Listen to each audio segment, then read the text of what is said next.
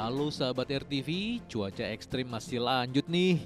Nggak cuma hujan deras sama angin kencang ya, tapi gelombang pasang di tengah laut juga bisa meluap sampai ke daratan loh.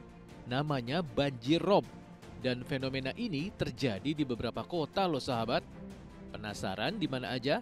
Nah, berikut ini ada 5 fenomena banjir rob terparah yang terjadi sepanjang tahun ini. Kita mulai dari yang kelima. Ada Lampung Timur. Di sini ada sekitar 70 rumah yang terendam banjir akibat pasangnya air laut hari Minggu kemarin, sahabat. Ketinggian air mencapai sekitar lutut orang dewasa. Bahkan sampai Senin siang, puluhan rumah yang terletak di 2 dusun itu masih tergenang loh. Kemudian yang keempat, Tegal, Jawa Tengah. Kerusakan yang terjadi pada sejumlah pintu air menjadi penyebab rob di kota Tegal. Salah satunya di wilayah Kelurahan Muara Reja akhir pekan kemarin. Selain itu terdapat pula pintu air yang kondisinya sudah tidak memungkinkan, sehingga terjadi limpasan akibat tingginya gelombang pasang. Peringatan potensi banjir rob sendiri sudah dilakukan BMKG setempat pada 12 Desember lalu. Lalu yang ketiga, Semarang, Jawa Tengah. Awal Desember lalu banjir rob kembali melanda kawasan Pelabuhan Tanjung Emas, Semarang, hingga melumpuhkan mobilitas masyarakat, terutama para pekerja industri di pelabuhan. Rob yang terjadi di Semarang merupakan dampak fenomena pasang tinggi di pesisir Laut Jawa dan merupakan yang kesekian kalinya terjadi selama 1 tahun ini. Rob sendiri diperkirakan berpotensi merendam kawasan-kawasan di utara, khususnya pesisir Semarang dan sekitarnya pada akhir 2024 nanti sampai awal tahun 2025. Selanjutnya, kedua, ada banjir rob di Pekalongan, Jawa Tengah, di mana jumlah total pengungsi mencapai 309 jiwa. Ketinggian muka air sekitar 5-20 cm. Namun, ketinggian ini turun setiap harinya sekitar 5 cm setelah dioptimalkannya rumah pompa di sekitar aliran sungai. Dan musibah banjir rob terparah tahun ini terjadi di Muara Angke, Jakarta Utara, sahabat. Banjir rob yang sudah terjadi sejak 3 hari terakhir menghambat aktivitas warga. Ketinggian air bervariasi, yakni mulai dari 10 cm hingga yang terparah mencapai 1,5 meter. Saat ini warga yang terdampak banjir sangat memerlukan bantuan makanan. Nah sahabat, buat kamu yang tinggal di kawasan pesisir tetap waspada ya, karena potensi gelombang pasang air laut masih akan terjadi di beberapa wilayah. Stay safe ya sahabat RTV.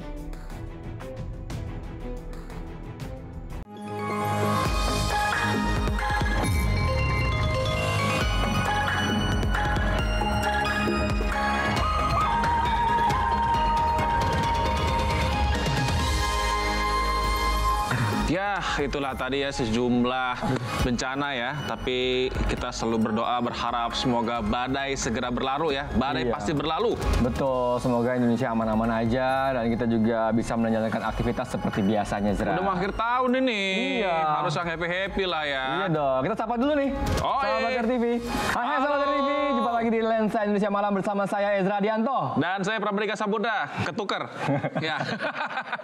Oke, biar lebih happy, kita kasih referensi wisata dulu kali ya. Cakep. Ya kan, akhir tahun. Betul. Ya nggak sih? Kebetulan Cocoknya. bocah-bocah udah pada libur nih, Zra nih. Nah, buat yang masih bingung mau tahun baruan kemana, liburan gitu kan, kita ada tempat referensi wisata yang asik nih. Wah, di mana tuh, Zra? Ini di Klaten, Jawa Tengah, tempat referensi wisata pemandian air panas gitu cuy. Waduh. Dan lagi viral. Jadi penasaran nih, Zra. Nah, viral kenapa nih? Saking enaknya kah di sini, saking panasnya air kah, ataukah apakah? Ya, kita lihat langsung saja deh ya.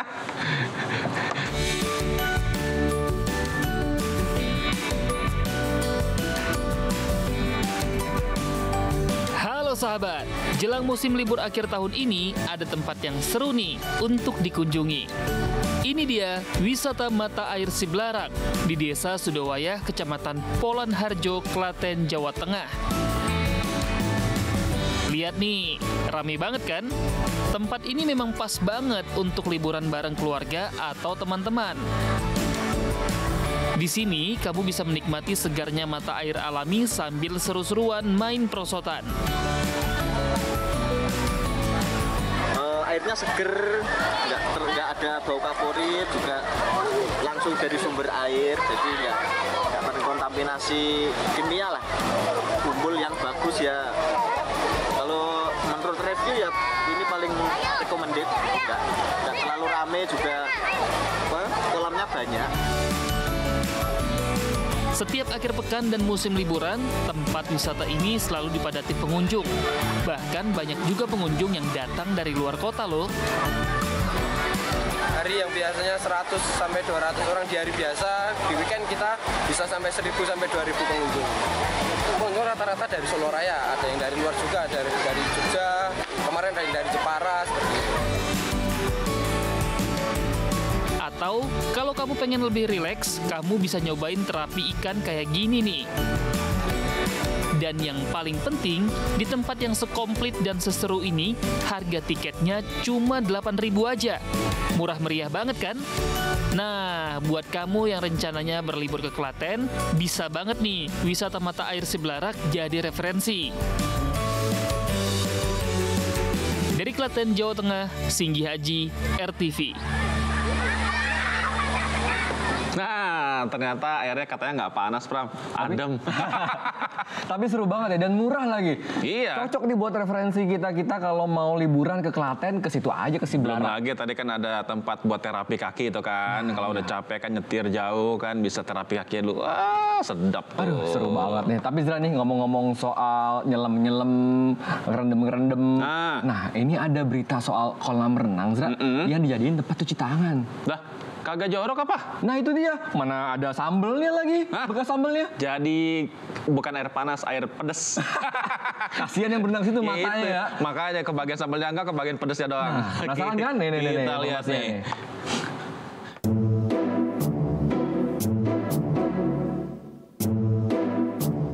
Wah, asik nih liburan di kolam renang. Tapi kok captionnya soal cuci tangan? Jangan-jangan lo si ibu kok cuci tangan di situ? Ke wastafel dong, Bu, bukan ke kolam anak. Mana bekas sambel lagi katanya. Pedes dong itu kolam. Lah, gimana? Komentar warganet udah pasti bakal lebih pedes sih ini, Bu. Lihat aja tuh, sampai 200-an komen loh. Video ini viral setelah dibagiin sama akun @sonyrazak29 hari Minggu kemarin. Ya, walaupun si pengunggah nggak bilang lokasinya di mana, tapi kayaknya kejadiannya juga baru-baru ini sih. Nah, kalau ketemu pengunjung kolam model begini, kira-kira kamu bakal gimana, sahabat? Tega ya, bayangin kalau di situ kan kolam permainan gini kan banyak anak-anak ya kan, anak kecil pada main-main. Wah, airnya pedes. Gimana ya?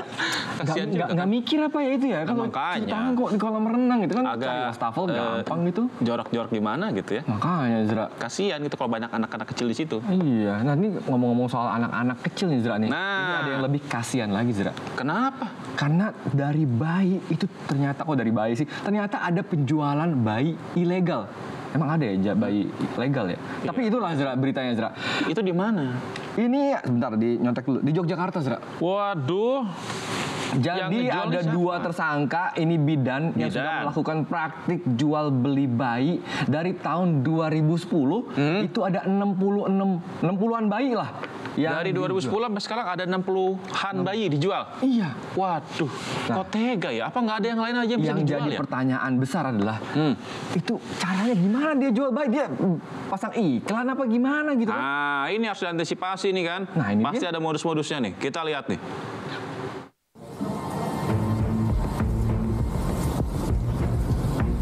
Ini nih sahabat, dua bidan yang menjual bayi di Tegalrejo, Yogyakarta.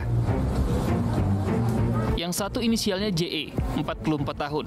Dan yang satunya lagi DM, 77 tahun.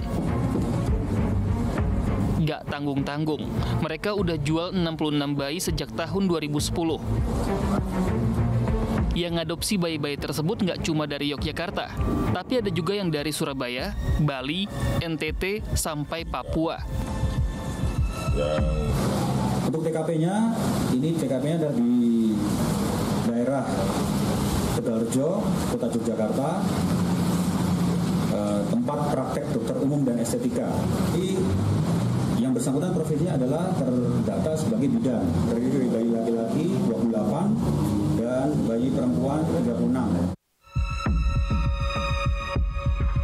Jadi, modus yang mereka pakai nyebarin informasi ke orang-orang kalau ada pasangan yang nggak mau atau nggak mampu ngerawat bayinya, bisa dititipkan dan dirawat di rumah bersalin tempat praktik mereka. Terus mereka nyari orang yang mau ngadopsi bayi dan bantu calon pengadopsi ngedapetin akte kelahiran.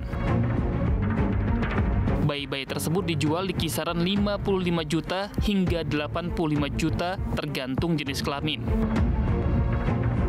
Setelah praktik penjualan bayi ilegal ini terbongkar, klinik tempat tersangka praktik tampak sepi.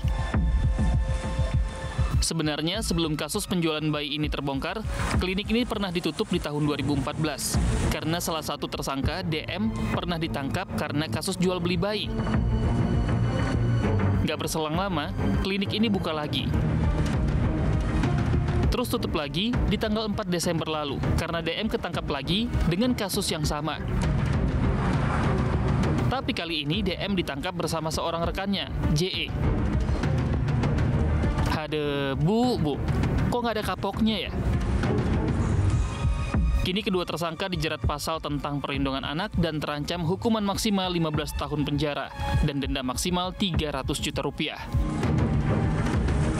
Dari Sleman, Yogyakarta, Maulana Zubair, Singgi Haji, RTV. Nah, kalau tadi itu bidan yang berulah, ini ada lagi nih, dokter yang berulah. Nah, masih koas lagi statusnya. Wah, gimana ceritanya? Jadi ada dokter koas nih, istilahnya sebenarnya sih cuma ribut gara-gara jadwal piket malam sih. Ada selisih soal jadwal piket malam gitu kan. Ditaruh di jadwal piket malam di hari di mana dia kepengen mengajukan cuti lah, sebutlah kayak gitu ya. Oke. Terus dia nggak terima, pengen dirubah nih. Nah, terus biasa anaknya nggak bisa, minta tolong sama orang tuanya. Orang tuanya kemudian ketemu nih sampai bikin jadwal. Iya. Ujung-ujungnya berantem, cuy. Lah, tapi lucunya gitu. Iya, yang lucunya lagi, yang berantem yang mukul ini bukan ibunya, Siapanya? tapi malah supirnya. Disuruh ibunya? Enggak juga sih katanya. Enggak juga. Nah, bingung kan? Iya. Yang ini ngapain dia ikutan marah kan sebenarnya? Makanya. Lah ini kita lihat aja nih.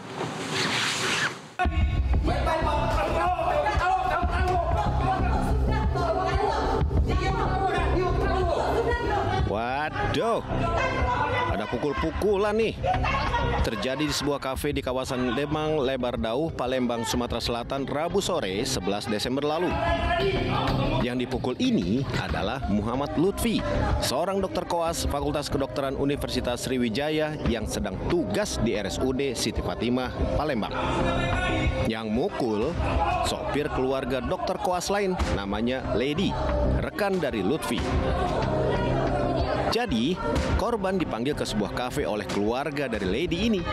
Mau protes soal jadwal Lady yang bertugas jam malam, alias piket malam. Bukannya protes, malah si sopir ini tiba-tiba mukul si Lutfi. Kondisi Lutfi, sang dokter koas, sedang dirawat di Rumah Sakit Bayangkara karena cedera akibat pemukulan tersebut. Jumat siang, si sopir yang memukul si dokter koas datang ke Mapolda Sumatera Selatan. Ya, di Subdit 3, di Unit 5,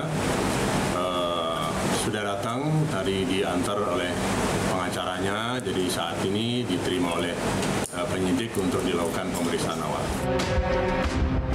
Dan alhasil, setelah diperiksa, si pelaku akhirnya dijadikan sebagai tersangka. Tapi, warganet gak puas dengan berita ini. Warganet minta kasus ini gak berhenti di sopir, sahabat. Mereka meminta agar sang majikan juga ditindak secara hukum. Karena tidak mungkin sopir inisiatif memukul kalau tidak ada instruksi.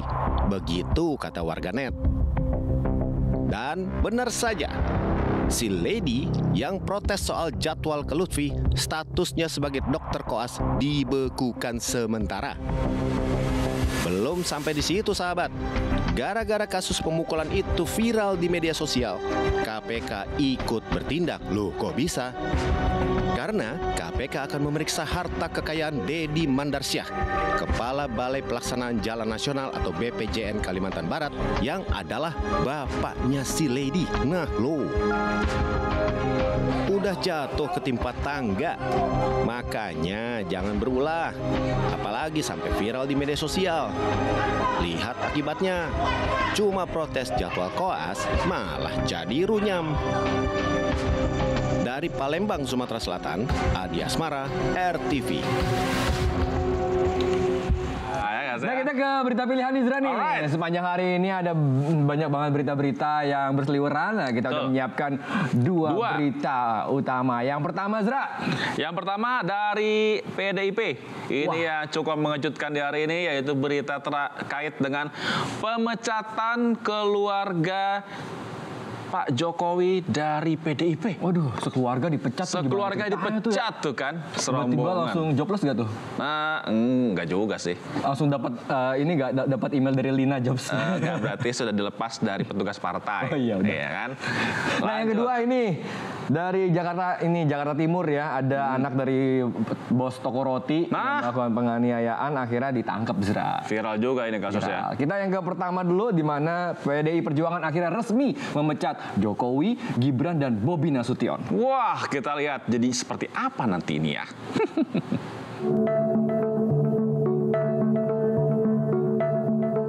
Joko Widodo, Gibran Rakabuming Raka, putra Jokowi, dan Bobi Afif Nasution, menantu Jokowi. Mereka resmi dipecat dari Partai Demokrasi Indonesia Perjuangan. Pemecatan tersebut secara resmi dilakukan melalui surat keputusan yang dibacakan pengurus DPP PDIP di Jakarta Senin siang. Surat keputusan pemecatan terhadap Saudara Joko Widodo, Saudara Gibran Rakabuming Raka, dan Saudara Bobi Nasution, serta 27 anggota lain yang kena pemecatan. Melarang saudara tersebut di atas pada diktum 1 di atas untuk tidak melakukan kegiatan dan menduduki jabatan apapun yang mengatasnamakan Partai Demokrasi Indonesia Perjuangan. Seperti diketahui, Joko Widodo sejak pemilu 2024 tak lagi terlibat aktif di PDIP. Demikian pula dengan Gibran Rakabuming Raka yang kini kita sudah tahu menjadi wakil presiden mendampingi Presiden Prabowo Subianto yang adalah lawan politik PDIP di pemilu 2024 lalu. Sama halnya dengan Bobi Afif Nasution yang juga maju sebagai Cagup Sumatera Utara yang didukung koalisi besar, salah satunya Partai Gerindra. Resmi dipecat. Apakah perseteruan ini berlanjut dengan serangan balik dari Jokowi? Patut kita tunggu. Dari Jakarta, Andreanus, RTV. Gas. Nah, yang kedua ini terkait dengan anak Pak Bos Toko Roti. Ya. Ini ternyata katanya ya, ini si mas-mas ini nih, ini sudah sering melakukan hal tersebut, melakukan hal-hal tindakan yang intimidatif sama anak buahnya. Iya, dan dia tuh merasa kalau dia tuh kebal hukum, Zra. Makanya dia suka melakukan hal itu. Berarti memang kalau udah merasa kebal hukum ini harus dikasih paham soal hukum ya. Sesuai harapan netizen. Nah, kita lihat beritanya.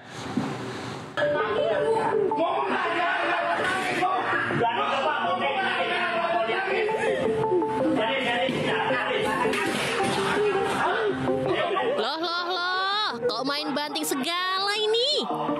Waduh, serem banget nih guys. Kursi sampai dibanting gini. Usut punya usut, ini ternyata video viral kekerasan anak bos tukang roti di Jakarta Timur guys. Namanya Jor Sugama Halim. Kabarnya sih, si anak bos ini ngamuk lantaran korban nolak guys buat nganterin makanan. Katanya korban, dirinya nolak karena itu bukan bagian dari tugasnya. Karena nolak itulah, pelaku ngelempar berbagai barang seperti kursi, batu, meja, bahkan mesin bank ke arah korban.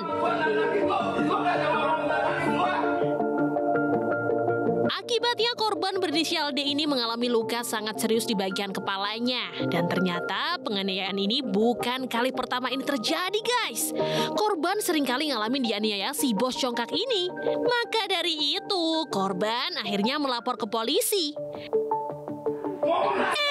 Ternyata laporannya diendap 2 bulan, guys, di polisi. Tak hanya itu, pelaku bahkan mengklaim dirinya kebal hukum. Edian, keblinger tenan ini bocah. Tak pelak sikap angkuh dan sombong pelaku serta perlakuan polisi yang lambat mengusut kasus ini meski sudah 2 bulan lalu dilaporkan, jadi bulan-bulanan netizen. Warganet bereaksi sangat keras, kenapa laporan 2 bulan lalu baru diseriusin polisi setelah videonya viral. Dan akhirnya si anak bos roti ini berhasil ditangkap setelah bersembunyi di Sukabumi, Jawa Barat.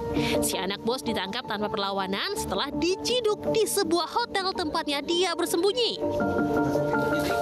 Pelaku pun harus mempertanggungjawabkan perbuatan dan diancam pasal 351 KUHP dengan ancaman maksimal 5 tahun penjara. Aduh, jangan mentang-mentang anak bos kemudian bisa bertindak semaunya ya guys. Camkan itu. Dari Jakarta, Ajiat Moko, RTV.